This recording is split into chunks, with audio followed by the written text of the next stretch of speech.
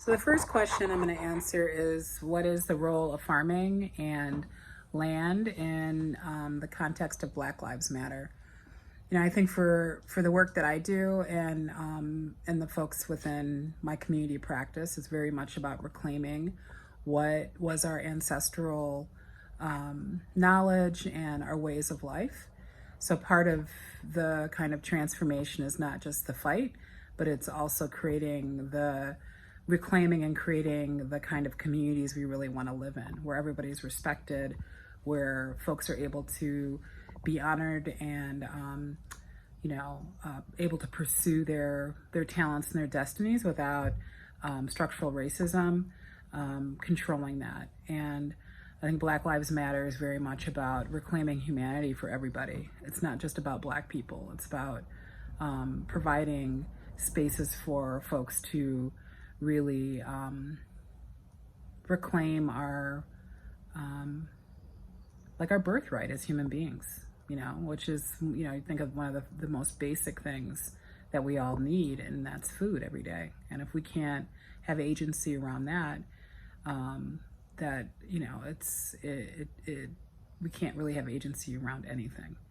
Because with food, you have to have land, you have to have water, you have to have shelter, and you have to have the ability to create a marketplace and a truly equitable marketplace looks very different than what we have now.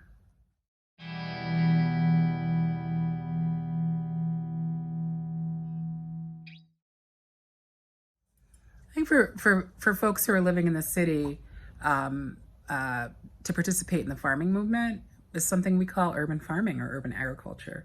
And so the idea is that you're growing food in spaces in a different way. It's more compact, it's more intensive, it's actually more complicated because we're having to also compete with development interest and land values that are out of proportion and definitely valued in a different way than using those same spaces to grow food, either as a commercial enterprise or as a community enterprise.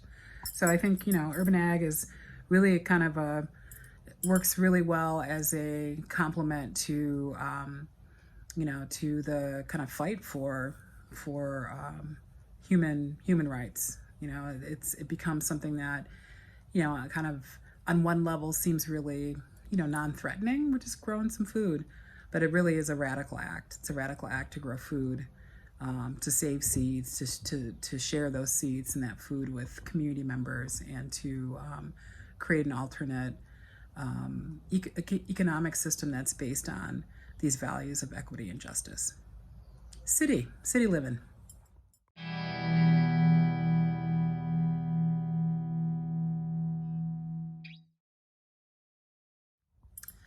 So I think the most important crops, if I had to choose to grow at this time, are things that are nutritionally dense. So I think greens, leafy greens, crops that can be stored, can freeze, can dehydrate for winter, year-round use, kind of returning to the root cellar or the pantry, growing food that just brings us joy, growing food that's medicine, so growing those medicinal herbs, growing those culinary herbs to flavor the food. We're growing a lot of winter squash, a lot of tomatoes this year, a lot of eggplant, peppers, a lot of sweet potatoes, just kind of storage crops for the long haul. And then also we grow in controlled environment in hoop houses, so we're able to grow food year round. So the idea is that you have that bulk storage food and really being mindful about what is culturally resonant within your community and within your household. And then also things that are going to last, that can really complement the other shelf-stable foods that we're able to stock up on: your rice, your beans, your dried peas, all of those kinds of things. And just think of, if you could not go to the store, and we've all kind of experienced that now, how could you create a diverse, interesting, diet that is also exciting to the palate? So a little bit of what you love, thinking about nutrition and immune boosting foods, flavors, and then storage.